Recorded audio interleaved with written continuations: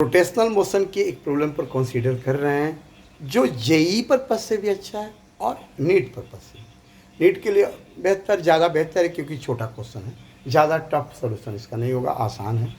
तो ध्यान दीजिए, प्रॉब्लम आप देख लीजिए, पहले वीडियो पॉज करके। प्रॉब्लम क्या है, एक रिजिड सपोर्ट से 2 स्ट्रिंग्स अटैच हैं और उनकी सहायता से एक सिलेंडर को सस्पेंड किया गया है, ये स्ट्रिंग को रैप करके इस पर, सिलेंडर पर।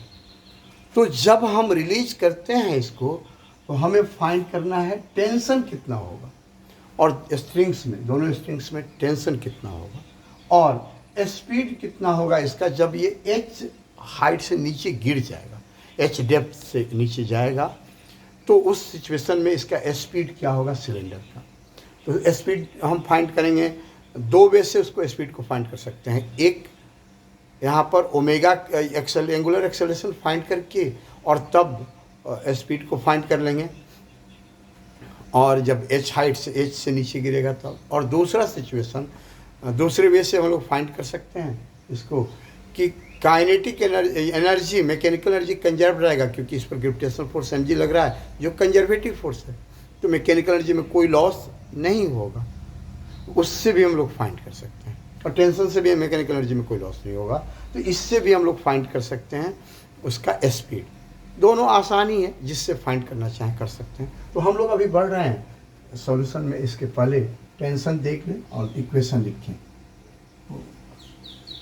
यहाँ पर टेंशन टी ऊपर की ओर दिख ही रहा है, सिलेंडर पर रहेगा, सिस्टम से अपोजिट। यहाँ भी सेम टेंशन होगा, दिख रहा होगा। वेट mg इस पर कहाँ की ओर है, नीचे की ओर, ग्रेविटेशनल फोर्स mg। बस यही फोर्सेस है, इसमें दूसरा कोई फोर्स नहीं है, तो फ्री बॉडी डायग्राम बनाने की जरूरत नहीं। अब हम F = ma इक्वेशन लिख देंगे। इसको हम वर्टिकली डाउनवर्ड ले लेते हैं, क्योंकि इसका एक्सेलरेशन कहाँ होगा, वर्टिकली डाउनवर्ड होगा। तो हम वर्टिकली डाउनवर्ड F = ma का कॉम्पोनेंट ले रहे हैं। F = ma कहाँ की ओर, वर्टिकली डाउनवर्ड, वर्टिकली डाउनवर्ड। इसको लिखने की जरूरत नहीं है, चलिए ठीक है, एक जगह लिख दिया। अब देखते हैं यहाँ पर mg का कंपोनेंट डाउनवर्ड mg हो गया, टेंशन का कंपोनेंट वर्टिकली डाउनवर्ड t, दोनों t 2t हो गया। यहाँ पर = मास इनटू एक्सेलरेशन, तो मास नीचे, एक्सेलरेशन नीचे की ओर है, तो मास इनटू एक्सेलरेशन का कंपोनेंट ये हो गया। यही हो गया इक्वेशन फर्स्ट।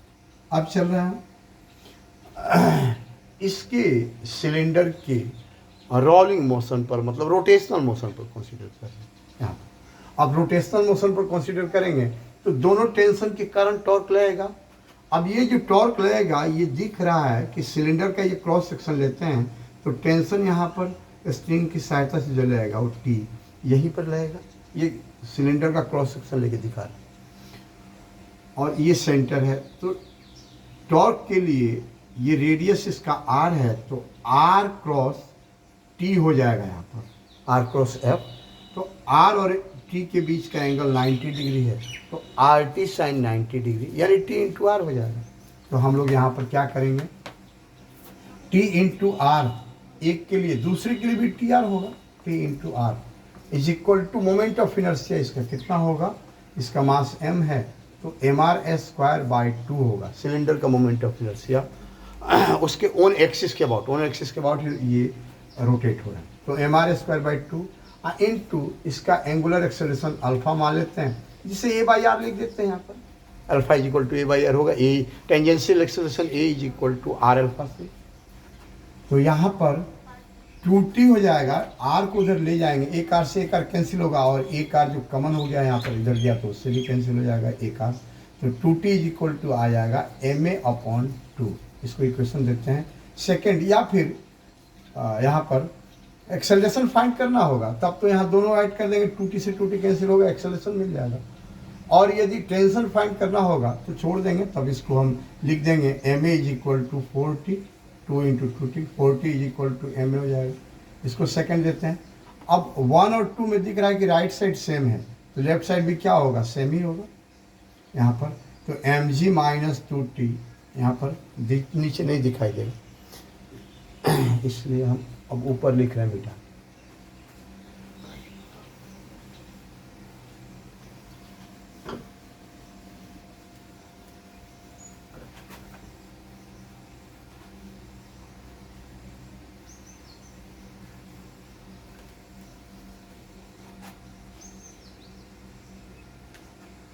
अब 1 फ्रॉम 1 एंड 2, फ्रॉम 1 एंड 2 देखेंगे हम लोग, इसमें क्लियर दिख रहा है कि राइट साइड सेम है तो लेफ्ट साइड सेम होगा। mg minus 2t is equal to 4t, तो 2t को इधर राइट साइड भेज देंगे, 60 हो गया, तो 60 is equal to mg, t is equal to mg upon 6 हो गया। ये दिख रहा है आप लोगों को, यही टेंशन आ गया, फाइंड कर लिया हमने। अब स्पीड देखना है, तो जब h ये नीचे गिरेगा, h डेप्थ में जाएगा, तो उस सिचुएशन में इसका potential energy, gravitational potential energy कितना से डिक्रीज होगा, तो क्लियर दिख रहा है mgh से डिक्रीज होगा। और जितना पोटेंशियल एनर्जी डिक्रीज होगा उतना ही ना काइनेटिक एनर्जी इसका इंक्रीज होगा, सीधे दिख रहा है। तो काइनेटिक एनर्जी उतना इंक्रीज होगा, तो half mv square plus half I omega square हो जाएगा। ये रोल कर रहा है तो इसके पास दोनों एनर्जी है, रोलिंग के कारण, ये रोटेशनल के कारण काइनेटिक एनर्जी और ट्रांसलेशनल के कारण काइनेटिक एनर्जी, ये ट्रांसलेशनल और ये रोटेशनल के कारण। तो हाफ mv स्क्वायर और प्लस हाफ आई के जगह पर mr स्क्वायर बाई 2 लिख देंगे। इसके ऑन एक्सिस के about moment of inertia, cylinder solid ही है, mr square by 2 into omega square, यहाँ पर ओमेगा की जगह पर लिख देंगे क्या, v by R, v is equal to R omega से omega is equal to v by R, तो omega is equal to v upon R, since v is equal to R omega, तो v by R the whole square है यहाँ पर। तो clear दिख रहा है कि आर स्क्वायर से आर स्क्वायर कैंसिल हो जाएगा, यहाँ पर v स्क्वायर के फॉर्म में आ जाएगा। तो ये क्लियर है, इसको मिटाए थे।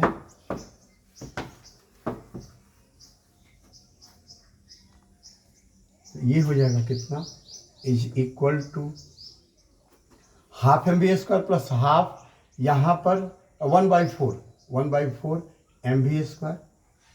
तो हम लोग यहाँ पर क्या करेंगे, एम बी स्क्वायर को कॉमन ले लेते हैं, एम बी स्क्वायर को कॉमन ले लेते हैं, या हाफ एम बी स्क्वायर को कॉमन ले लें, ज़्यादा बेहतर होगा हाफ एम बी स्क्वायर को। तो यहाँ क्या बचेगा 1, और प्लस यहाँ क्या बचेगा 1/2, क्लियर दिख रहा है। तो ये कितना हो जाएगा 2 + 1 3, तो 3/2 हो गया और इंटू 1/2, तो 3/4 एम बी स्क्वायर हो गया। एम से तो एम कैंसिल ही होगा, एम जी एच वहीं पर कैंसिल कर देना चाहिए था शुरू में, तो एम जी एच में एम से एम कैंसिल हो गया, तो V square is equal to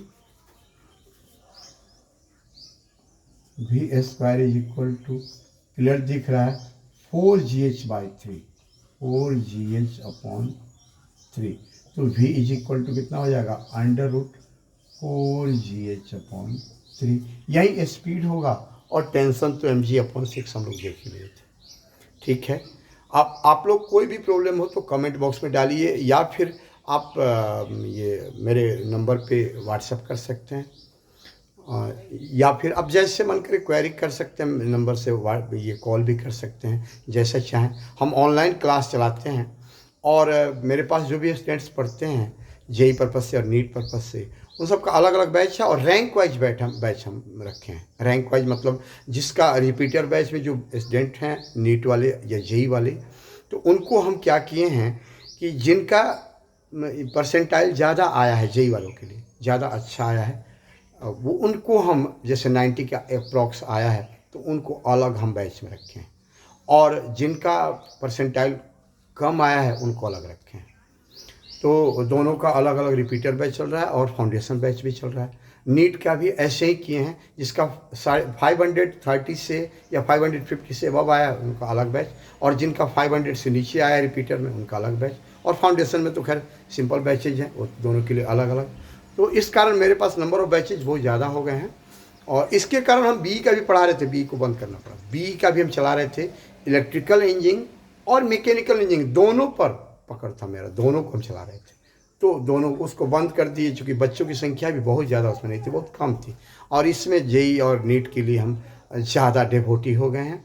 आप लोगों को जब मेरे पास स्टूडेंट्स पढ़ते हैं, वो 85-90% प्रॉब्लम्स हम अपने बना लेते हैं, जब हम कॉन्सेप्ट्स को अच्छी तरह उनको समझा देते हैं, हम समझाते अच्छे से हैं, तो बच्चे जो हैं वो 85-90% प्रॉब्लम्स अपने से बना लेते हैं। वो बाकी कम ही प्रॉब्लम में, या कोई कोई बच्चा तो 95% तक चला जाता है, कम ही प्रॉब्लम में कन्फ्यूजन रहता है। कहीं से भी, किसी भी बुक से, वो कहीं से आप वर्ल्ड की किसी बुक से, कोई भी कोचिंग का मॉड्यूल असाइनमेंट हो, कहीं से भी हमसे क्वेश्चन अराइज कर सकते हैं आप, जहाँ से मन करे।